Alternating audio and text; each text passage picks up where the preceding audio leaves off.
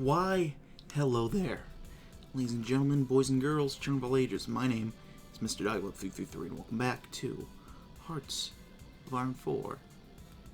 The New Order as the United Mexican States. Now, last time we were here together, we started working on preparing things for our successor. And it's going okay, I think. We're working on some urban, some industrial stuff, some quality of life stuff, which hopefully will get us headed in the right direction. Eventually we're going to have something with this thorn on our side, but we'll get there when we get there. Meanwhile, I messed around with the economy screen a little bit before I hop back on. Got a pretty nasty deficit going, but we got some good growth. And hopefully that's going to be what will really matter for us in the end. I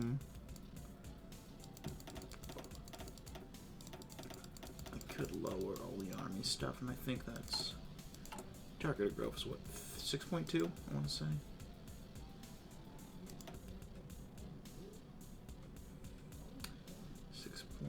.3. I think that's good. Yeah, I think that's alright. Let's go ahead and get it going.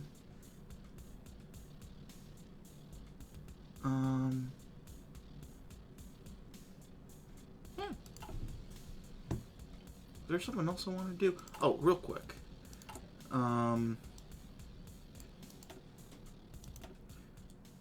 I'll go ahead and I'll paint the new revolutionary face.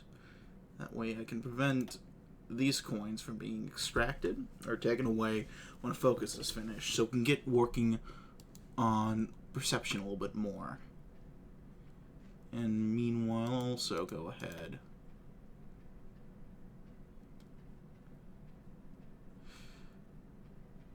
I'll familiarize El Tapato to the affairs of the state.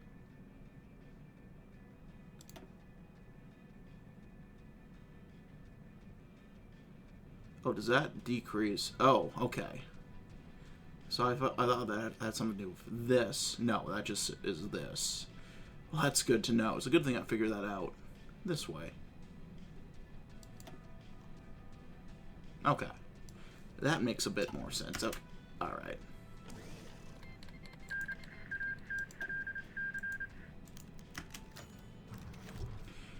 Hector paced up and down, wielding his megaphone. The audience of local peasants had stopped working, the callousness evident on their dark faces and gritty palms, to crowd up in one of the ejido sheds for an important announcement, some sitting, some standing, some with blades of grass in their mouths, some others wiping beads of sweat off their wrinkled brows.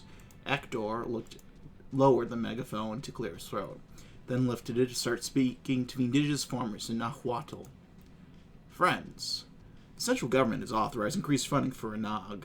What does that mean for you? By the look of their faces, Hector realized most of them probably didn't even know what an ANAG was. He continued. In the case of crop failures such as blight, maximum insurance payouts will be doubled. Hector indulged in a grin as contented murmurs sounded over the crowd, but which grew terse and near indignant once he mentioned that the forms were becoming more complex to compete, with new checks and criteria. One farmer spat over his shoulder and scowled. You need to worry, my friends, please. Vicinity will be able to handle all this for you, if only a minimal fee for our assistance. Satisfied murmurs returned. Benito Pachea Mora, bespectacled, stood flanked by Hector, with papers clasped in his hands. Hector's assistant took only a moment trying to decipher what his boss was saying, only then realizing that this was one giant kickback. The bastard probably wasn't even going to cut him in, and he would be the one covering his ass. Benito seethed as Hector shook hands in the crowd. All smiles. Hidden heroes. R.I.P. Soft Boy.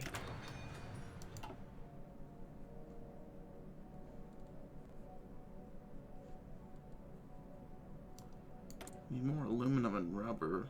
Interesting.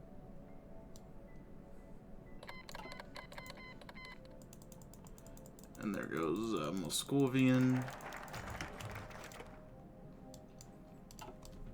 Walking up to the final steps to reach the school entrance, a sweat developed on Lopez Mateos' forehead. The irregular layout and tight streets of Guanajuato made travel in a car a hindrance rather than a convenience, forcing the president to visit on foot. Snatching a bottle of water from an aide, he gulped it all whilst recomposing himself in the shade. Finally ready, Lopez Mateos walked into school to greet the headmaster. The headmaster guided Lopez Mateos through the newly renovated school building. The elderly gentleman was anxious. He could handle inspector visits with ease, but accompanying the president was a level of pressure that was unprecedented to him. Desperate to give the best impression, he led Lopez Mateos to his star classroom. He opened the door, and every student immediately turned towards him. Here, Your Excellency, is one of the most distinguished classes.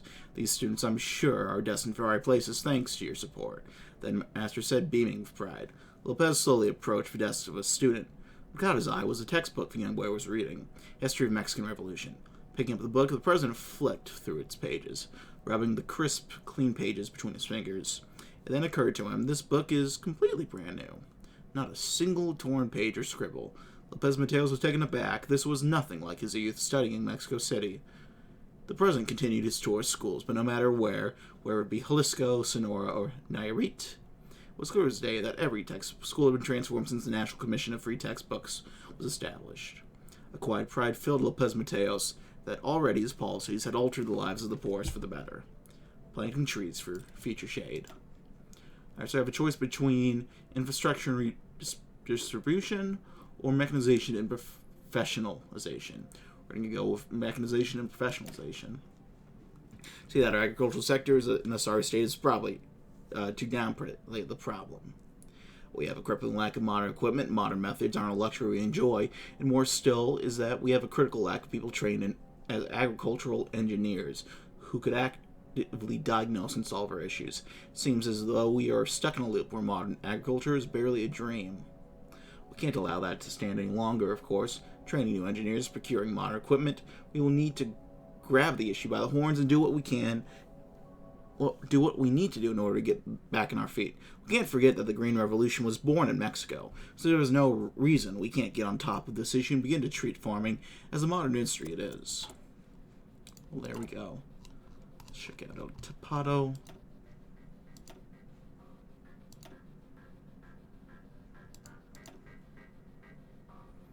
It's available in 7 days, 24.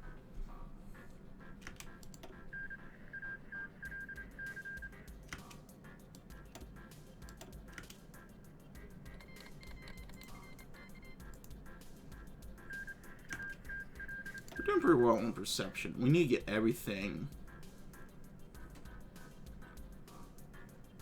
above 60, it seems. We'll really need to get working on Constitution soon. Let's do some of that. The April heat smothered the small city on the Tabasco plain. It was hot enough that the streets were mostly deserted, save for a few passing trucks and weathered old man limping down the street towards the town hall. Ramon stepped for a moment to lean on the simple wooden cane. His clothes were soaked through with sweat, clung to his body. He wiped at his forehead with plain cloth. After a moment, he continued, biting his cheek to distract from the searing pain in his thigh. The bullet ripped through his leg some 40 years ago in Guanajuato. The bone never set right. He had taken arms when Father Emiliano had been arrested for a walk into a drugstore in clerical garb. He would pay for every step he took until the day he died. Still, he was alive today, and that was more than many of his friends could say. He thanked the Lord for sparing him from the firing squad and hobbled on.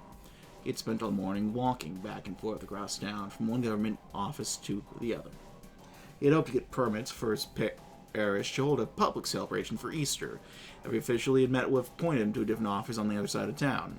Ever since that godless bastard Madrazo had wormed his way into the governor's office, it had become nearly impossible to get permits to hold a Catholic event publicly. The town hall was his last hope.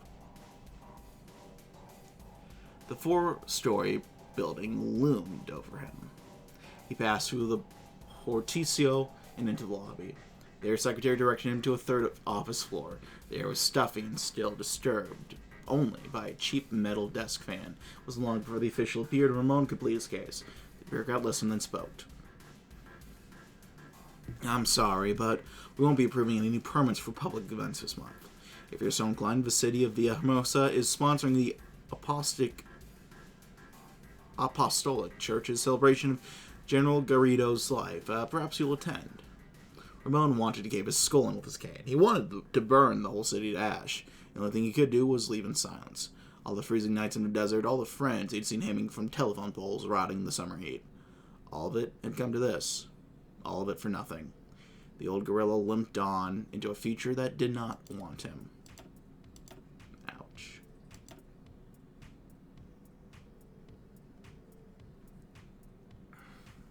I don't want to take from here, so that could possibly knock out this event.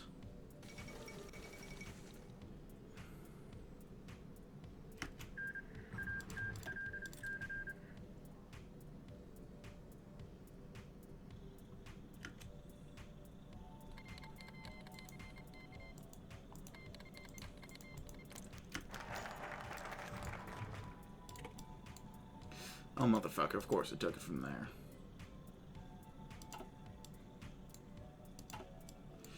The dark curls of Augusto Gomez Villanueva seemed to spill through the television set into the living room of Ramon Delgado, the aging Morelos patrician that leaned forward into his armchair throne, a good-eye trained on the tells that would pepper the politician's prelude to the most important agricultural bill of the year. Hector Campuzano, fellow CNC official, stood by his side, tape recorder rolling to catch every utterance. I am honored to present this legislation to my colleagues and to the Mexican people. For, he adjusted the microphone for effect, this bill marks the arrival of a new era of unity and collaboration across our great nation. The popular sector will educate our farmers in the latest managerial techniques. The equipment owned by the calloused hands of our workers, men like my father, will be placed in the eager palms of our peasantry. And what, under this new order, will the humble campesino give? Villanueva paused, surveying both the palace of Donceles and the television cameras. What he's always given Mexico, what he will always give Mexico. Its eternal, undying national spirit, a sacred bond to this vast and beautiful land. Without taking his eye from the screen, Ramon said, "Get that, assistant of yours." Hector's eyebrow raised. "Benito?" Ramon nodded. "You're taking him to Mexico City to meet with Luciendo Villanueva. Buy him a suit that fits and tell him to put together some academic papers showing that Morelos needs that agricultural equipment. You do the talking. Be sure to tell Villanueva that the Morelos CNC is a staunch supporter, considering investment in our collective futures." Madrazo and Paz sat at their backroom tables in the El Porteño restaurant, each jar of glass full of a light brown liquid and a platter of empanadas to satisfy their hunger. Paz stared down into his drink, gormless. "I think I've never actually had this, despite hearing so much about it." Madrazo chuckled, sipping from his to leave a stain across his stubbled mustache. "There's a local saying, Octavio, and it says that a visitor arrives in Tabasco, drinks pozole, and likes it. We'll stay here for good. What's your verdict?" Paz smacked his lips, tongue in his teeth, making a whole point to subject his taste buds to rigorous examination. "I think I love it."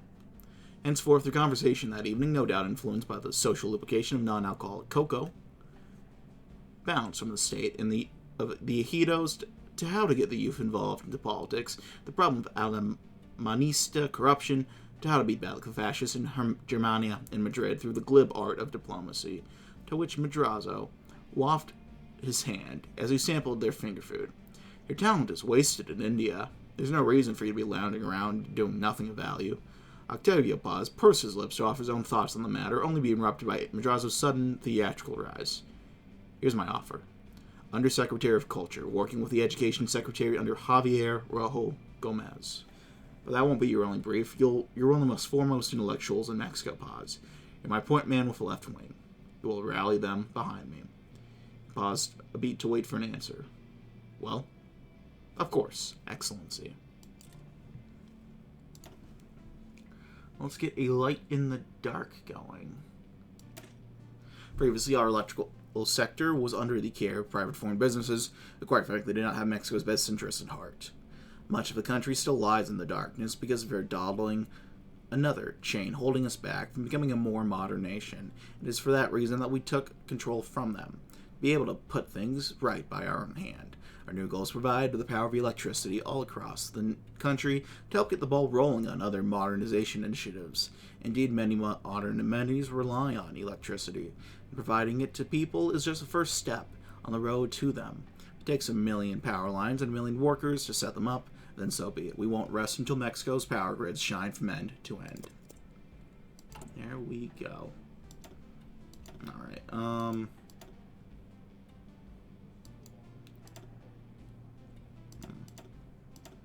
what do we got here?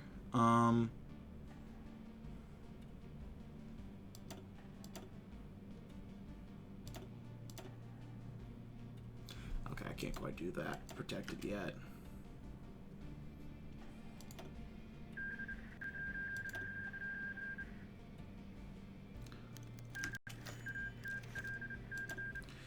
The January meeting of the MLN was meant to be simple and symbolic. The growing inertia of the party led many to believe that Cardenas would announce a presidential bid, but the president had something else in mind. I'm officially announcing, excited members traveled throughout the air, that we will not be participating in the 1964 presidential elections. Immediately, various leaders of the party injected frustration. General, why would we not? Let me speak. The Cardenas's presidential voice rang through the room loud and clear. Working within the fixed, unstoppable machines that our elections in the country will get us nowhere. The irony hung in the air like poison. I know firsthand. It is a hollow method and not the type of grassroots support we need to challenge a CNC. He seemed to be finished, by which time one of the others spoke on behalf of the opposition to such a decision. General, we understand some of your reasoning. The wind was blowing towards a bid, and this move, The man paused for a moment to piece together his words. It might cost us our membership in an irreparable way. The rest of the room was silent. The slight nodding of some of the members indicated that they might be part of that cost. Enough. The decision has already been made. I'm only informing you all as a formality. Cardenas would have his way, for better or worse. The fate of the organization hangs in the balance. There goes the reduction of socialist popularity.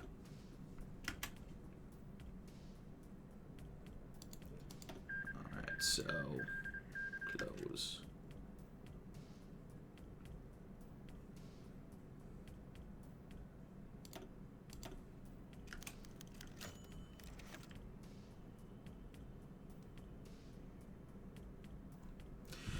Your Excellency, our recent economic development efforts have fallen short. This has resulted in a decline in investor confidence in several key areas. Additionally, living standards are being perceived at best as stagnant and at worst as declining. These unfortunate economic markers have led to an increased weakened domestic market. In order to stabilize the situation, economic management must be prioritized. To restore fate in Mexico's trajectory, immediate actions recommended. Page 5 contains my recommendations. Well,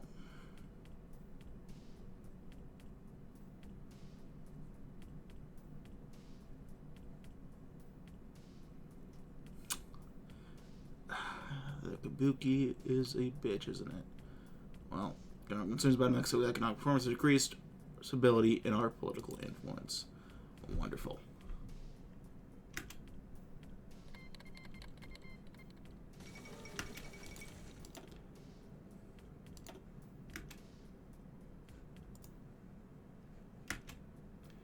Let's get some more perception going. Red Revolution in Greece. Look at that. Arturo notices Black Eye with one hand as the assembled delegates sat and drew up plans for the next move, the new code of conduct. Hundreds, mostly students, have been arrested that day in Chihuahua City. They've been cut loose a couple days later, none worse for wear. Well, mostly a bastard thing still stung. And a lesson was to be learned from all of this. It was that the pretense of the government's commitment to the people, if it ever existed, was dead and gone. Left within the Constitution, Lopez Mateos' great promise of change had revealed itself for what it was, a handful of textbooks, nationalized electricity that didn't reach Dolores, in exchange for disappearances, the deprivation of the land from those who worked it, and a baton to the face. He knew the revolutionary potential of the PRI had been long spent, but he had hoped the peasants of Chihuahua might be able to wring just a little more out of it. No more. The Mexican Revolution had always been a halfway step, a compromise during blood, of which decades of false peace had wrung out gallons more. A true revolution, one final bloodletting structured along class lines, was needed. The people of Chihuahua, the people of Mexico, would beg for concessions no longer. They would out from the priest as gnarled claws and create a society for workers and peasants to thrive. Of course, the organization to pursue such lofty goals would need a name. After a while and a good deal of arguing, the now revolutionaries were able to decide what friends and enemies alike would call them.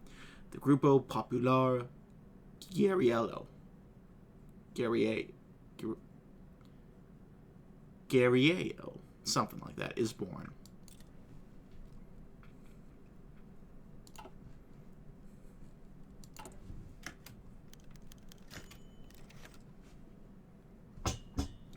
The sound of drill and barked orders permeated even the thick canvas of General Marcelino Garcia Barragan's command tent.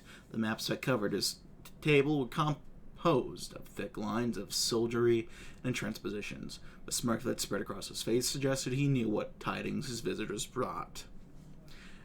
Secretary of National Defense Agustin Olechea seated himself alongside General Gomez Huerta, the presidential general staff. Exchanging a small slip of paper from a brown leather briefcase, he sat aside. Lechea's hands set the paper face down on Barragan's desk with a firmness that belied their age. He leveled his eyes at the younger commander. General Barragan, your prompt action arraying forces to defend the federal district exceed our expectations. Beginning next month, you'll be receiving an increased salary. Barragan took the paper from the desk and nodded at the figure before saying, I appreciate that, Secretary, though I find myself surprised you expected less of me. Lechea cocked an eyebrow. Seneca's sympathies to Nava remain active in Santiago de Querétaro. Even the needed forces will be transferred to that military zone. Following the barest minimum of pleasantries, the Secretary took hold of his briefcase, stood, and left, trailed by Gomez Huerta. After ensuring his voice would not carry far amidst the hubbub of the camp, Lechea turned to his companion. Numbers of threats keep rising, internal and external, and we are stretched from Querétaro to Quintana Roo. The Secretary for the National Defense will put together a comprehensive modernization plan, and this time we must ensure that it's funded, because the next Nava will arrive soon enough.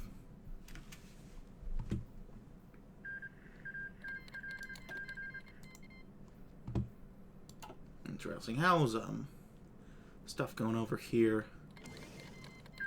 It's a mess.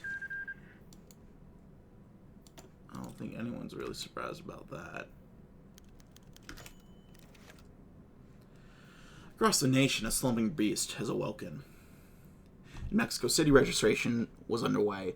Voters were found and were reminded of their loyalties. A warder who was deficient in pre-support was threatened. When he tried to organize against the militancy, whose existence was to serve and benefit the Mexican worker, they made good on their promise and beat him in a dark alley on his way home. In Guerrero, a pre-rally was held near a mine, the workers looking on with mild interest. Some coughed, others rubbed their calloused hands together, and yet more wondered how much they were being given to stand here instead of work.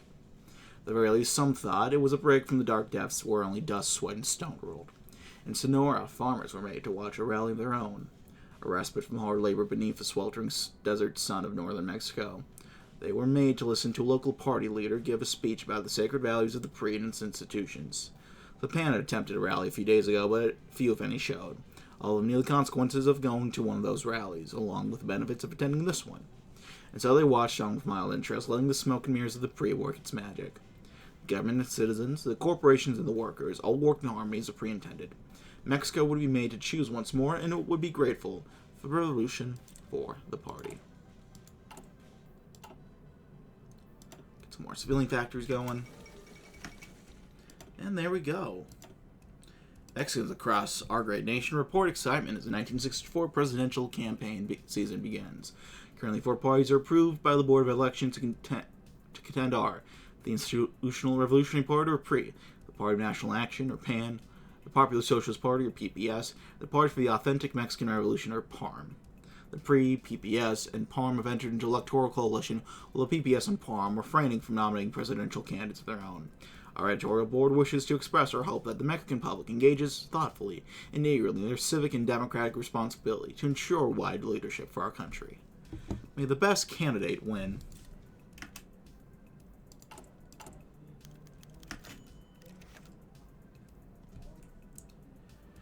A full promotion to Secretary of the Interior.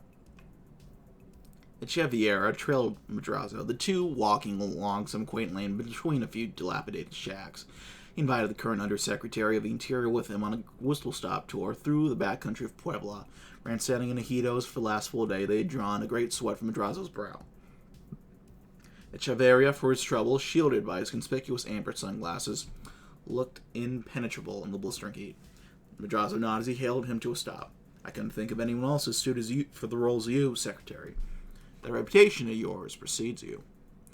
Echeverria demurred, feigning modesty, albeit knowing full well countless others had told him tales of him, good, bad, yet all united. That man was the man about to take Ordaz's brief was a rising star, for better or for worse. He smiled.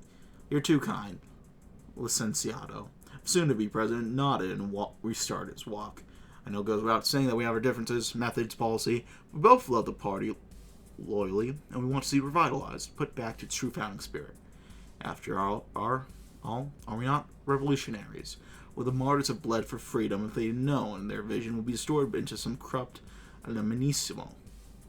Very true, Licenciado. Seconding, always the common man who pays the price. The crowds we've seen today, people show a real desire for change, and he will be the man of the people to lead it.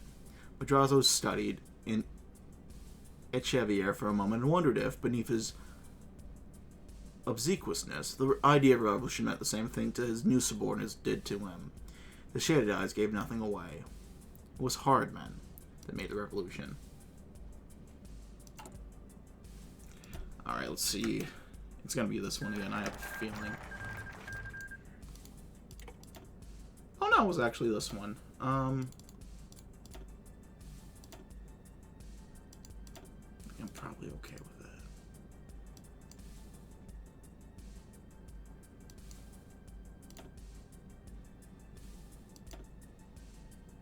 Wait, fuck, I didn't mean to click that one. I don't want to load the autosave, but I will.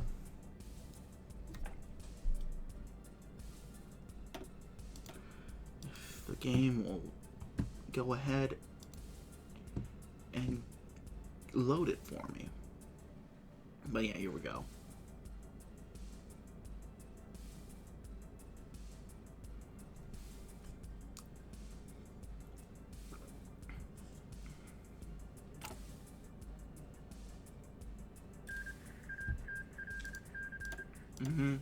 Alright.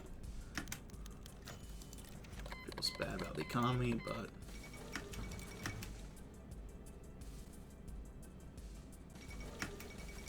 revolution in Greece.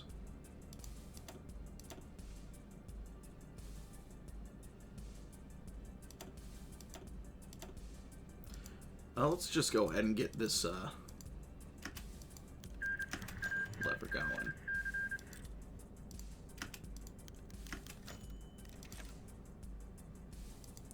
Hello?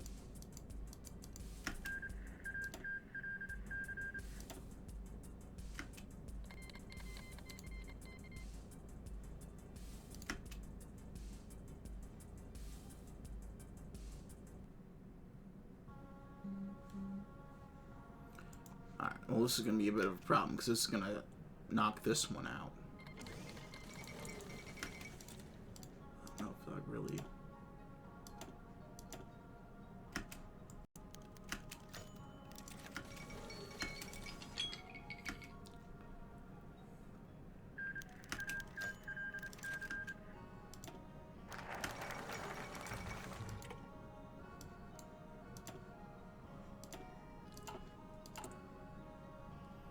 I'm not doing anything? Hold on. Oh no, it's still...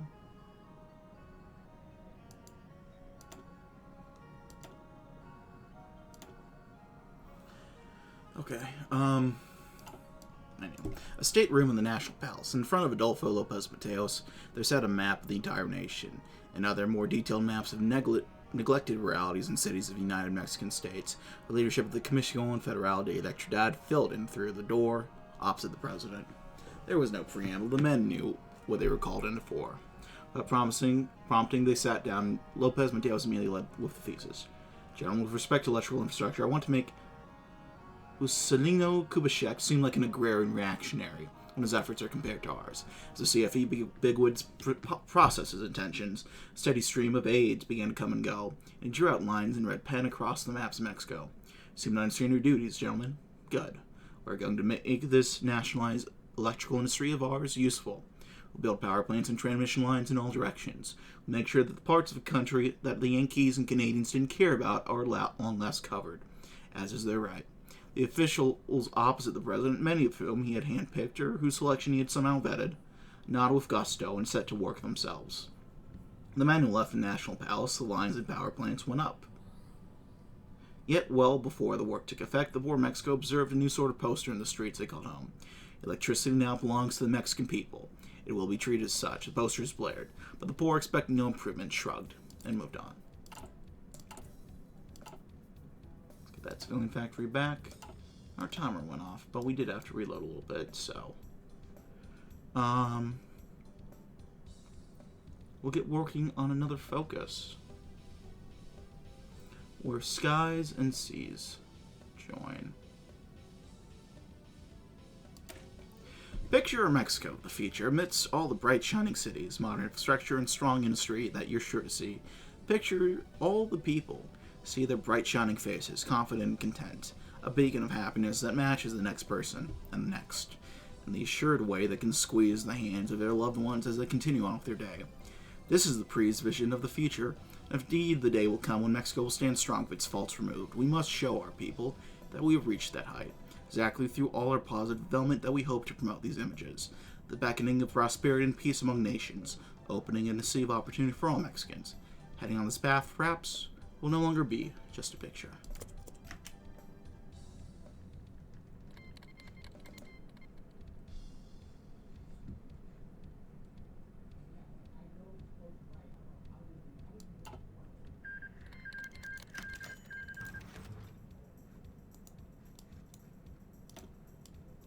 Laura Ortega Martinez rode shotgun to Madrazo's Cadillac as they drove through the sleepy streets of Villahermosa. The presidential campaign had begun and ended here in Madrazo's home state, though the crowds of the cyclone had drawn with great pomp were nowhere to be seen in the dead quiet of dusk.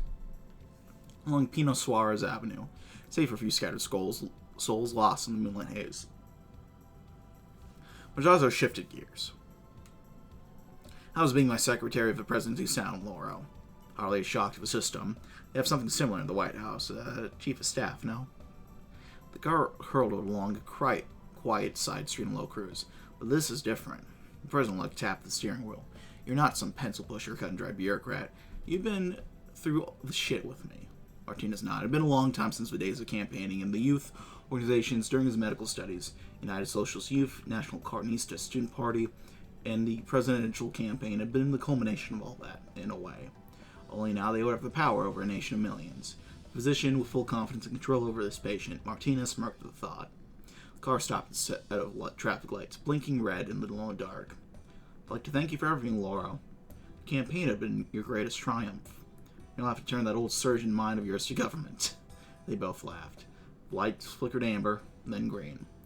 Old dreams and new collide beneath the cyclone's whirl. Well, I have no more projects. I can think of no better thing to do other than to go ahead and leave things there. So, I'll go ahead and do that. Thanks so much for watching, my friends. If you like this video, leave a like. If not, feel free to just leaving comments or feedback in the comment section below. I read all comments get, and I do appreciate any feedback you may have for me. Check out my various links in the description box below. Leave me comments or feedback down in the comments section below as well. I read all of them, and I appreciate any feedback you may have for me. Yeah, that's going to be it for now, my friends. I thank you all for watching. My name has been Mr. Dogbot333. I'll see you all next time. Bye-bye.